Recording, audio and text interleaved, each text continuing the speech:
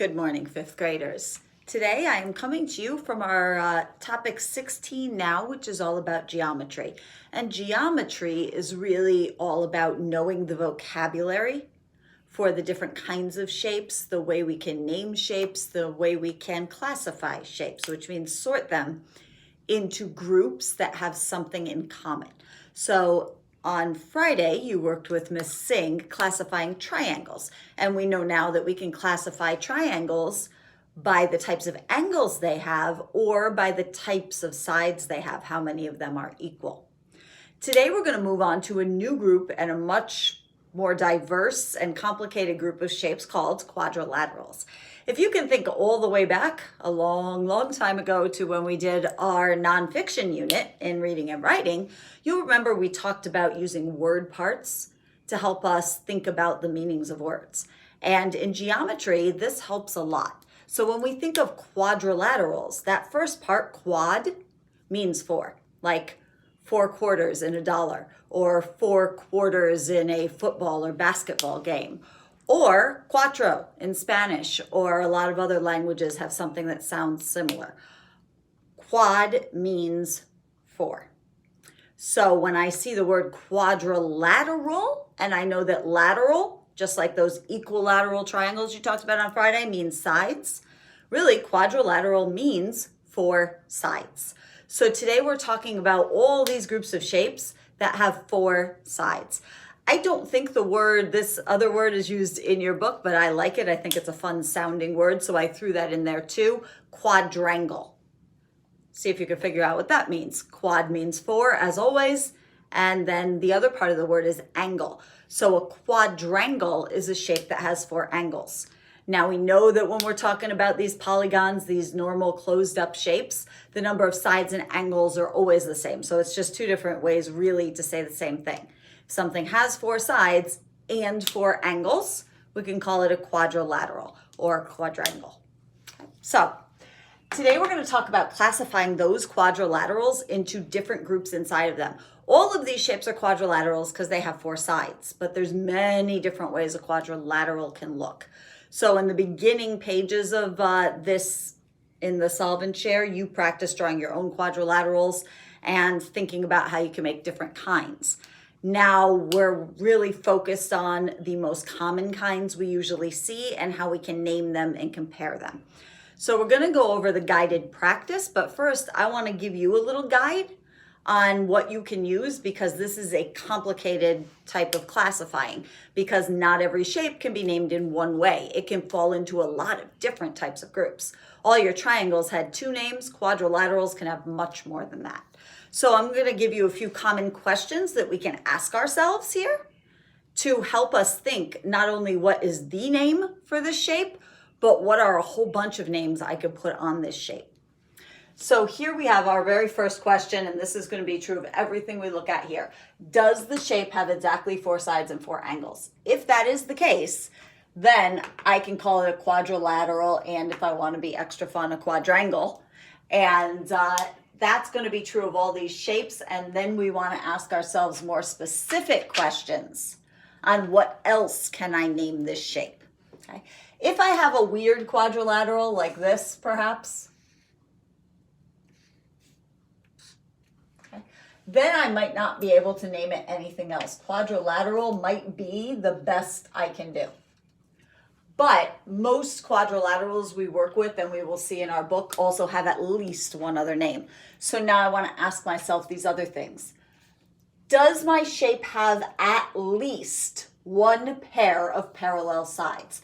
Now we know parallel. Parallel means that they never touch, like 2 lines on your paper. They go side by side. They never get closer. They never get further away. They're never going to come together and crash at all. They're just going to keep going side by side the same distance apart forever. So parallel is like the top and bottom of a shape or the 2 sides of a shape that are never getting closer together or further apart. So if there's at least 2 lines, 1 pair that are opposite each other, and it's clear they're never ever going to touch, then that's a set of parallel lines. So I might have something like the top and the bottom are parallel, never going to touch. If there's only one set like that and the other sides are not parallel, something like this, because if I extended these lines, they would touch eventually. So those are not parallel. So I have this side being parallel and this side being parallel. That tells me that it is a trapezoid. Okay, this shape here doesn't have any sides that are parallel. I cannot call it a trapezoid. But this one has this top line right here and this bottom line right here.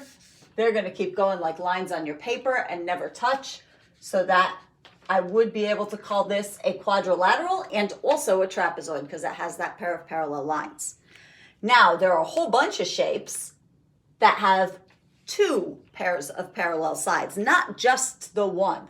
So if it has two pairs of parallel sides, then I have another name for it called a parallelogram, which is easy to remember because parallel is right in there. So a parallelogram is a four-sided shape, a quadrilateral, that all of its sides have a partner that they're parallel with. So something like this. Here's my two parallel lines. They're never going to touch. And then I also have a top and a bottom that are parallel and never going to touch. So these two keep going parallel. These two keep going parallel. Now I could call this shape a quadrilateral because it has four sides. I could also call it a trapezoid because it has at least one pair of parallel sides. But I could even add on this word and say it's not just a trapezoid, it's actually a parallelogram because it's not just one side that's parallel. All of them have a parallel partner. Okay. Now I have another question here. We're going to shift from the sides for a minute and think about the angles, just like you had to do with the triangles. You should remember this term from your triangle work.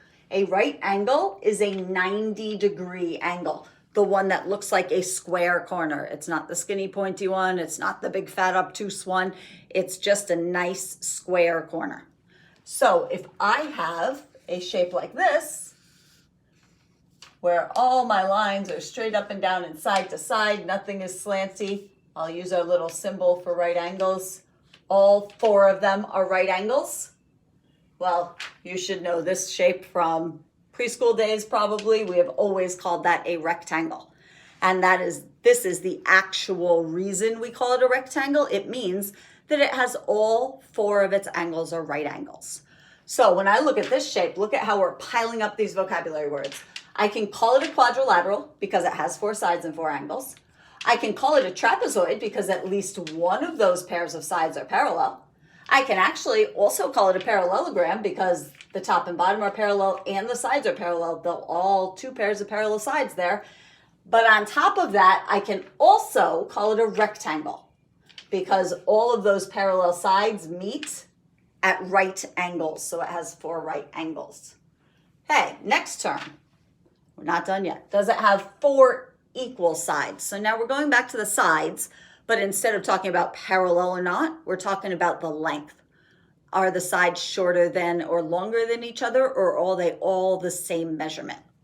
So if we have four sides that are equal, then the word for that is a rhombus. So let me see if I can draw a rhombus quickly. These sides are supposed to be equal. If they're not exactly equal, that's just because I'm drawing it without a ruler. But you get the idea. It's the one that looks like a diamond. If you can think back to your pattern block days, they were blue, or there was a really skinny, thin one that was a light tan. That is called a rhombus. Okay? And why it's called a rhombus is because it has four equal sides. So now let me think. Can I also call this a quadrilateral? Yes, because it has four sides.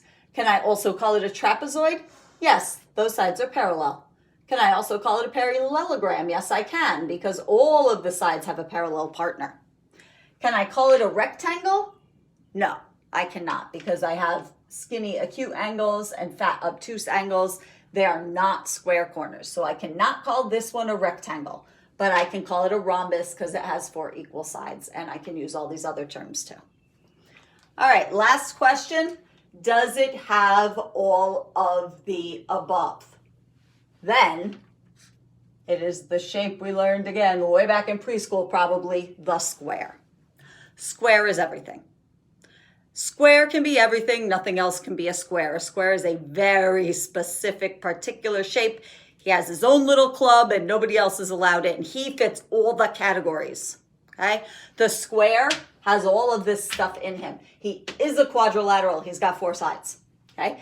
It is a trapezoid because at least one of those pairs of sides are parallel. It is a parallelogram because actually it has 2 pairs of parallel sides. It is a rectangle because the 4 corners are all right angles, all square corners. It is a rhombus because all the sides are equal. So because it answers all of those questions, yes, it has those 4 equal sides and those 4 right angles and all parallel sides, then it is a square. Okay. So now we have some questions. This is your guided practice questions on page 859. And I've got all these examples and I have all these questions up here so that we can use them as a guide to work through these comparison and naming questions on the guided practice. Question 1 asked you, how are a square and rhombus alike? So referring back to the questions and my examples up here, I see that a rhombus has 4 equal sides and a square has all of these things within it. So a square also has 4 equal sides. That's how they are alike because that makes something a rhombus. And I know that is also something that has to be true of a square. The other things might differ, the kinds of angles they have. The parallel sides seem to be the same here, but definitely it has to be the 4 equal sides. Okay, number 2. How are a trapezoid and a parallelogram different? So trapezoid and parallelogram. So if I look up here, a trapezoid has 1 pair of parallel sides. A parallelogram has 2 pairs of parallel sides. So it seems to be a difference. How are a trapezoid and parallelogram different?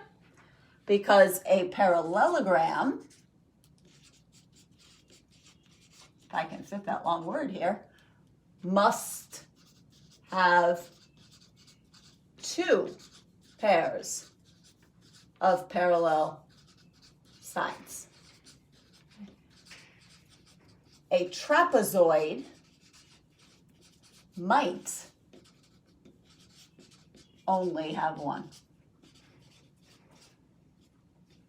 Notice I'm being very careful with my language here.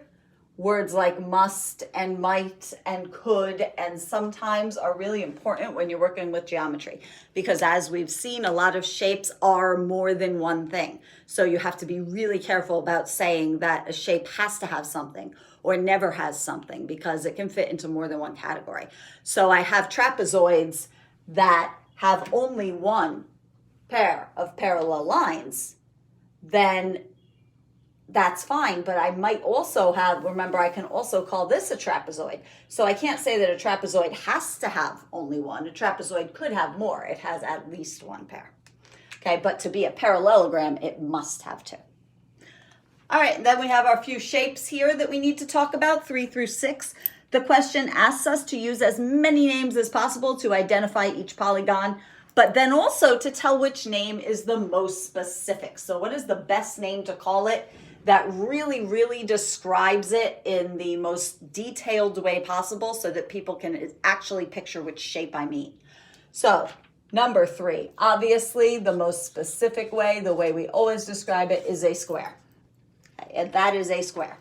That is the most specific way I can describe anything because it tells me it has all of those features inside of it. But it can also be called a rhombus because it has 4 equal sides. It can also be called, I'm going to abbreviate it now because no way I can fit it here. It can also be called a parallelogram because it has 2 pairs of parallel sides. It can also be called a rectangle. Yes, a square is a rectangle. It is a special kind of rectangle that has all 4 equal sides. It can also be called a trapezoid because it has at least 1 pair of parallel sides. It actually has more than that, but that's fine. And of course, it can be called a quadrilateral or quadrangle because it has 4 sides. So a square, I can use all these terms. Okay. Going on to number 4 is a rectangle. That is the most specific thing I can call it. That is what we've always called it, and that's why it's the best name for it. But what else can I call it? Can I call it a square? No, because it doesn't have everything it needs to be a square. It does not have 4 equal sides, which also means I cannot call it a rhombus because it has shorter sides and longer sides. Can I call it a parallelogram? Yes, I can, because the top and bottom are parallel and the sides are parallel, which means I can also call it a trapezoid, because if it's a parallelogram with 2 pairs of parallel sides, it must have at least one. It has more than one. And of course, because it has the 4 sides, like everything in this lesson, I can call it a quadrilateral. Okay, going on to number 5. Obviously, the best thing to call this is a rhombus. That's what we're used to calling it. The one that looks like a kite or a diamond, that's a rhombus. Okay, can I call it a square? No, it does not have the right angles, which also means I cannot call it a rectangle. Can I call it a parallelogram? Yes, because my 2 pairs of parallel sides are there. These are parallel and those are parallel, which also means I can call it a trapezoid because it has at least one. It has more than one. And of course, as always, I can call it a quadrilateral because it has 4 sides. Finally, in this guided practice, number 6, the best thing I can call this shape right here is a parallelogram, because that's its most specific feature, those 2 pairs of parallel sides. We should be able to say it together by now. That means I can also call it a trapezoid because it has at least 1 pair. It has more than one. And of course, I can call it a quadrilateral because it has 4 sides. I cannot call it any of these other things. It does not have 4 right angles. I can see different kinds of angles here, so it's not a rectangle. It does not have 4 equal sides. It has longer and shorter ones, so it's not a rhombus. And of course, that means it's not a square because a square has all of this. Okay, so there's some examples for you of different kinds of quadrilaterals and what we might name them, the best name for them, but also other groups that they belong to. So there's a guide. I hope these questions help you. There's plenty of places in your book between the glossary and the vocabulary cards at the beginning of the chapter where you could review your vocabulary. Or now that we're all getting so good at technology, you can certainly ask Siri or something along those lines if you need to make sure, because some of these definitions are very technical and it can get very confusing to keep them apart. So make sure you're reviewing and checking on things a lot until you really are confident that you remember it and you don't need to look it up anymore. Okay, and go on, of course, to your independent practice and your practice buddy, and I will see you in a couple more days.